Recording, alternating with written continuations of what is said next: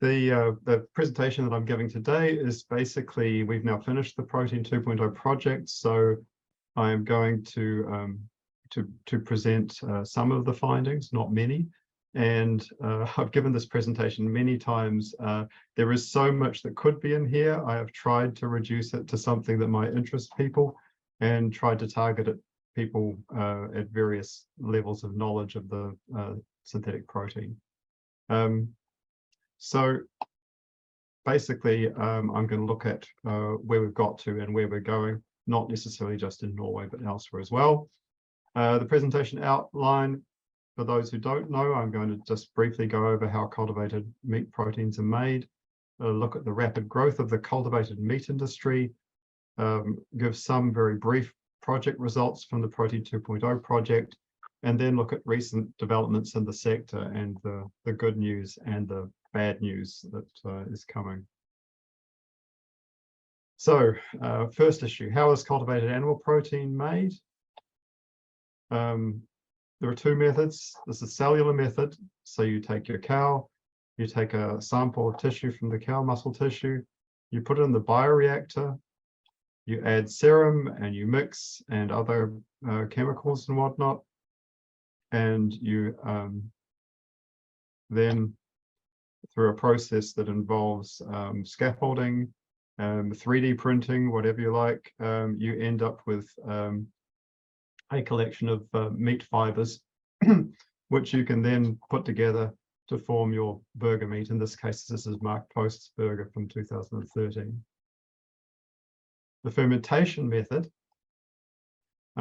this is used in some cases, not as many as the cell-based method. So you basically take something like a chicken, you take DNA from the chicken responsible for the protein, you put the DNA into the yeast or microbe. You put the yeast in a bioreactor, you add water, sugar, or whatever you need to feed the yeast on.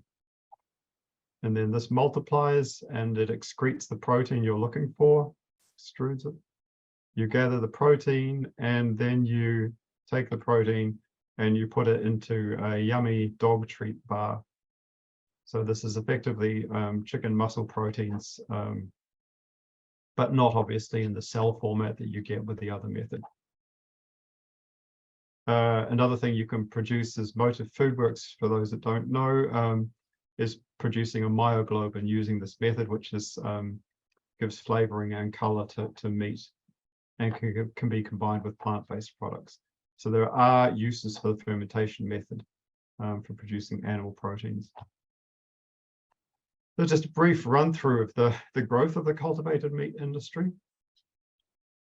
And it's been rather rapid. It all started, of course, with Mark Post Burger in 2013. But since then, there's been a steady increase in the number of companies that have emerged. And this is from the Good Food Institute report in 2021. They haven't done a diagram for 2021 itself, but if they did, it would have 32% more meat and milk companies, protein companies demonstrated in there. So there's been a massive increase in these companies, funded predominantly by venture capital. This has not really involved governments very much in this production process at all. Another thing that's happened in the last few years is we've had an ecosystem develop, again, a diagram from the Good Food Institute report. So when they first began, the companies had to develop everything themselves. They had to make their own scaffolding, they had to come up with their own serum, they had to work out the processes themselves.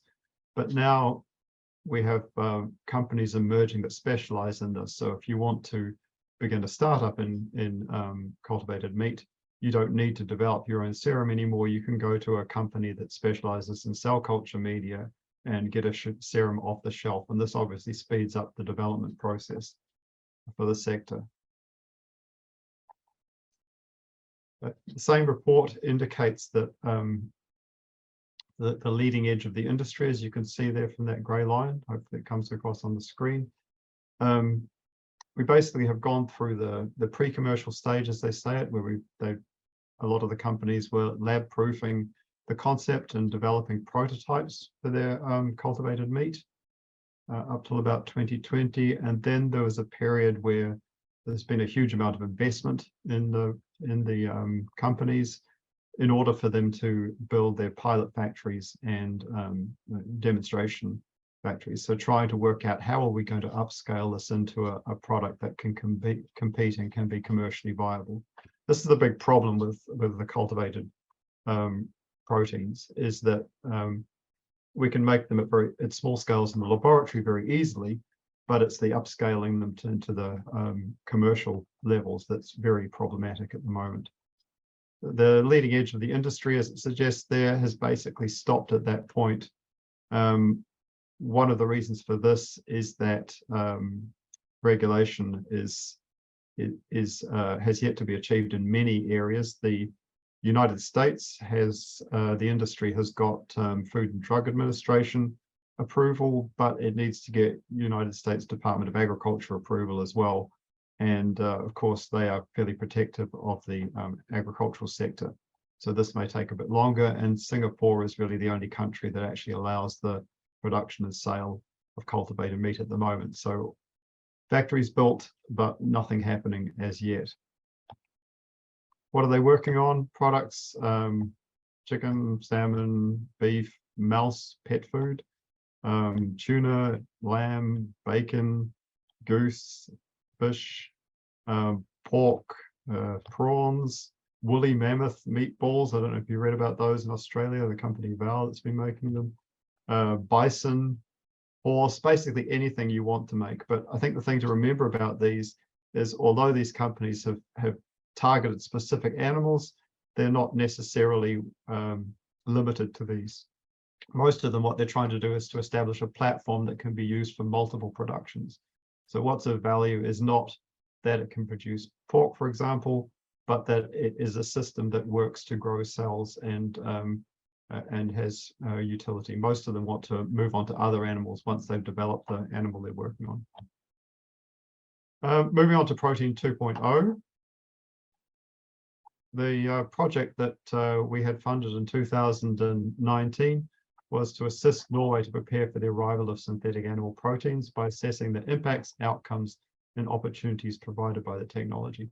Most of our focus was on agriculture because this is where the researchers came from predominantly. So while we did do consumer surveys, we were really focused on how was it going to affect the agricultural sector in Norway. The project objectives were to assess potential consumer response, the impact of the technology on global agricultural systems, to model the economic implications, to conduct an agent-based model to look at land use change scenarios, to evaluate the Norwegian industry response and evaluate the development of the startup industry. And I'm just going to go through and present a few more or less comments for these different pieces of work. So the consumers, we surveyed 1,207 Norwegian consumers, and we also extended the survey across Finland and Sweden, because it was taken up by researchers from those countries. Overall, Norwegian consumers show a neutral to slightly positive response to cultivated proteins. So they're definitely not anti it on the whole. It's more or less a wait and see approach.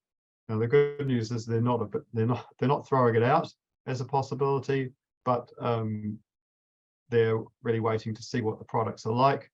We evaluated in the survey how different factors would affect the uptake of the product. So response will be positively affected if the product has a positive environmental impact, if it's cheap, and if it has high nutritional value, whereas people are less likely to buy it if it has a bad smell, taste, texture, or appearance. So these are the criteria that could affect whether the cultivated meat sector takes off or not.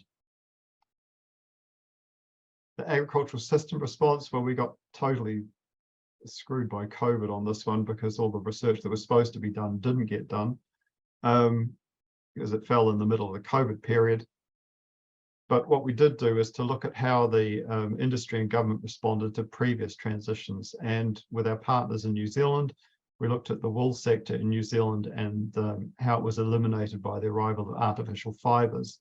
What we're interested to see is how the government and industry responded to the threat of the artificial fibres in the wool sector. And there were three sort of stages of grief, if you like. The first one was to confront and push back. So effectively, this is denial, increasing research into natural products. It can never be, artificial fibers aren't as good, it will never take over, etc., which is a response that's been common for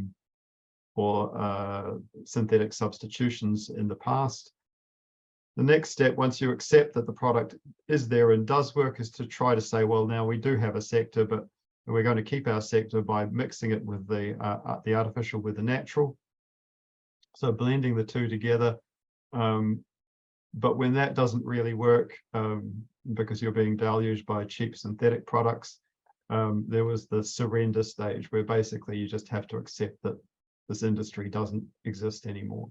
That is a possible stages of grief for the cultivated protein sector. And I would say we're very clearly in the confront and push back stage at the moment in Norway and elsewhere. In terms of the economic model, you really have to take models with a grain of salt when there is no product on which to really evaluate how consumers are likely to respond to it. What the model did, and this was led by Klaus Mittensvej, is to calculate demand curve using data from the consumer study and then run simulations using an agri-space model of farm production.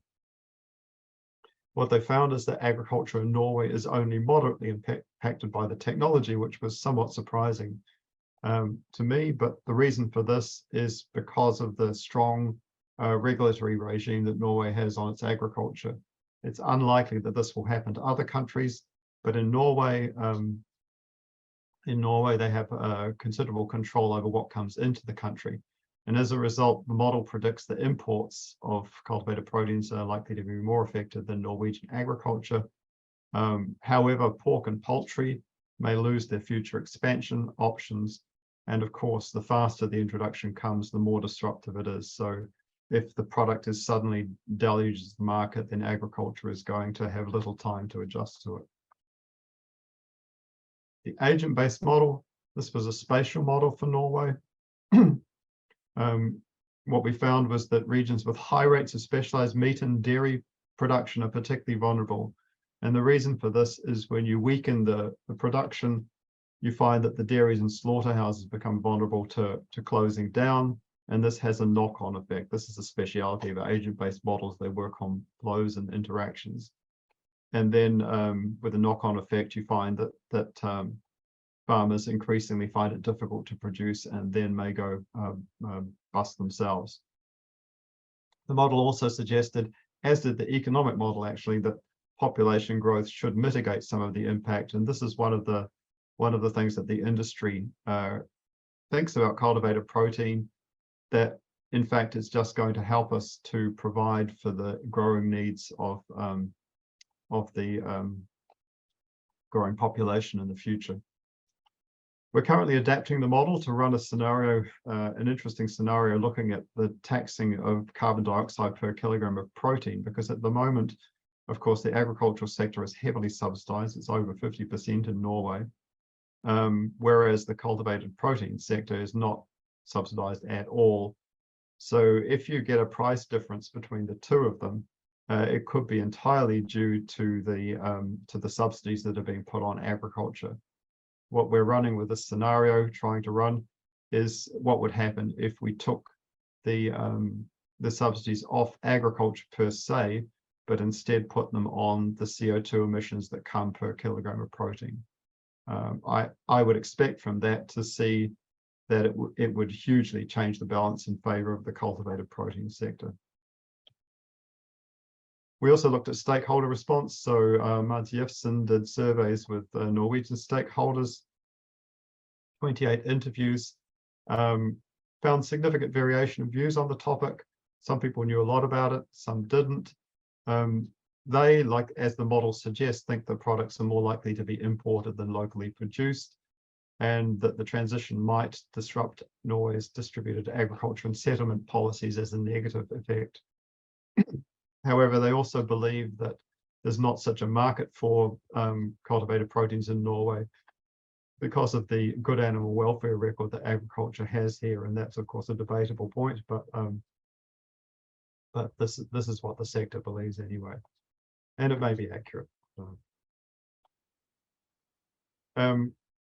Finally, the work package I was in charge of looked at the development of the startup sector, and what we found over the time that the project was running, so 4 years, we had an increase from 30 to over 300 companies working in the space, which you could see in the previous diagram. During the period, we had the first cultivated milk product, which was Perfect Day in 2019, and the first cultivated meat product, which was Eat Just in Singapore in 2020.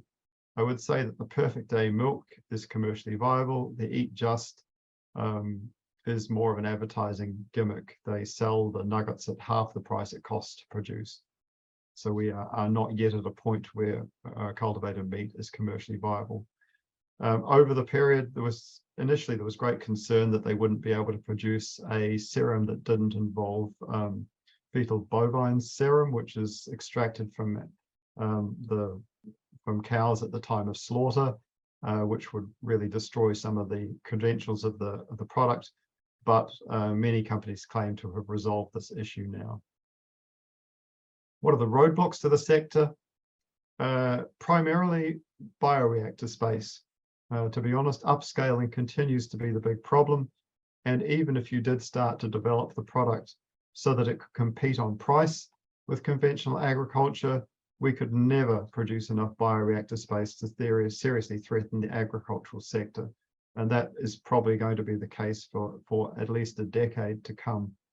There just isn't the room to produce these at the scales required. Regulatory approval has been slow. And as I say, we've yet to get the United States Department of Agriculture to approve it. And in Europe, there hasn't even been an application for novel foods put through to the EU. So we're still years away. Once that happens, you're still 2 years away from the products appearing on the market. And the process, as it is now, is still more expensive than natural proteins. So this sort of suggests, although there's a lot of money going into the sector, excuse me, we're still a long way off coming up with a commercial product that you can buy in the supermarkets. Okay, I'll just finish by going over the very recent developments. It's all, I mean, the whole industry is recent, but over the last few years, things have changed.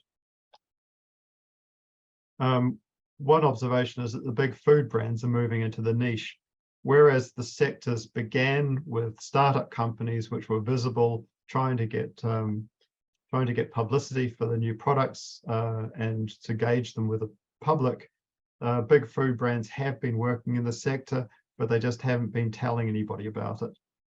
So this is a comment from Mike Selden in 2021. All the major meat and seafood companies now have a cultivated meat team integral to their companies, that did not exist when we started our company 4 years ago.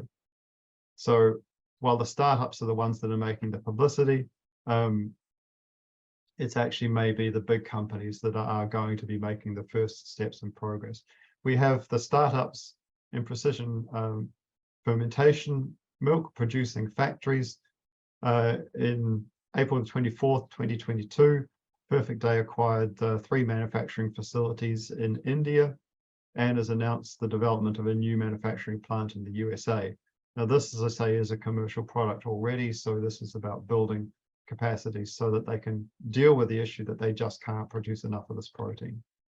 In April the 25th, 2022, Remilk announced a 50,000 cow equivalent factory in Denmark, and this would mean 4 of these factories could cover the entire milk production for Norway if it was accurate, their figure.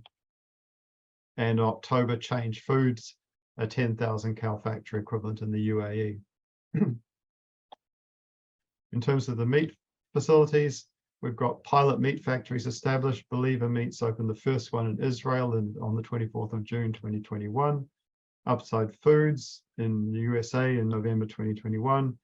And on the 8th of December 2022, Biotech Foods announced it was investing 30 million euros in a meat production facility in Spain, planned to open in 2024. So there is progress in terms of developing these meat factories. They are tiny quantities. If you look at the agriculture sector, the meat production through agriculture, this is practically nothing. We're still at a stage where they need to know how to scale this up to a level that could compete. More recently, however, we've seen some serious weaknesses in the sector emerging. So I mentioned the Remilk factory that was down to be built. It was announced midway through last year. Well, a couple of months ago, Remilk decided to cancel its precision fermentation dairy factory. It claims because existing bioreactor capacity is now available, so it doesn't have to build its own facility. This may be true. One of the things COVID did is it led to a huge boost in the building of bioreactors because they had to create the vaccines for the COVID. This creates an oversupply of bioreactors, which now have nothing to produce. And so my guess is that Remilk has actually found a company that has these spare bioreactors, and it's probably still cheaper than building their own precision fermentation factory. It may also be because the economic climate for these kind of constructions has declined. On the 24th of March 2023, we had the first of the cultivated meat startups going bankrupt. This was New Age Eats.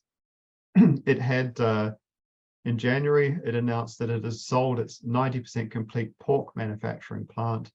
It sold it because although it was 90% complete, it could not gain the venture capital required to build even the last 10% of it. So without that factory working, it had no way of progressing forward, and therefore it simply closed the company. On the 4th of April 2023, so we're talking 3 weeks ago, Stakeholder Foods announced the closing of its subsidiary Piece of Meat, which is a chicken fat producing subsidiary, in order to save costs, 4.5 million per year. So you can see there's a real squeeze going on these startups at the moment. And I can show you why. This is a diagram that I constructed myself through hours of painstaking going through the capital investments in the first 38 startups, i.e. the pre-2019 startups in cultivated protein. On the left, the scale is the total industry accumulated investment, which, as you see, is quite substantial, over $3 billion. And this is over the years since the cultivated protein started. So the first startup began in 2012, which was Molten Meadow. You had Mark Post burger demonstration in late 2013. Then you had a long period where nothing effectively happened. People were organizing themselves, getting into laboratories, starting to work on this. And then investments began when people started to develop demonstration products, and they needed money to sort of upscale this into a commercial product from about, well, I don't know what it would be, midway through 2016. And then in 2019, I think it was July, Perfect Day sold its first precision fermented ice cream. Whether it was that or whether it was because Beyond Meat had its IPO about the same time, which sort of spurred a lot of investment in alternative proteins. But as you can see, shortly after that, there was an enormous investment going into the sector. And this was most of the companies who developed their demonstration products were now working on building their pilot factories and their manufacturing facilities. What happened at D? The Ukraine war happened. And as we all know, the impact this had on interest rates, which had been suppressed at a very low level during COVID and even prior to COVID, suddenly shot up. So the cost of borrowing increased dramatically. And what we witnessed then is a total collapse of funding for these 38 companies, at least. I couldn't do all the companies, obviously. So we saw practically nothing coming into the sector, having it being at its most fastest growth rate immediately prior to the Ukraine war. Shortly after, it's only been tiny amounts of capital coming into the sector. And this is where we see at the point E, this is where we are at the moment, where you have New Age Eats going bankrupt, a remilk cancelling its factory, and Piece of Meat closing. These three things have occurred at a very similar time. And as I say, the last one was only 3 weeks ago. My belief, particularly if funding continues at the sort of rate it has there, is that we're going to see a lot more of these startups going bankrupt in the near future, which could influence the speed at which the technology comes onto the market. And I'm going to finish with a non-traditional finish, because rather than going the end, I'm going to end with the beginning, because this is really just the start of the process. There's a lot more that can go on, that will go on in the decades to come. The end.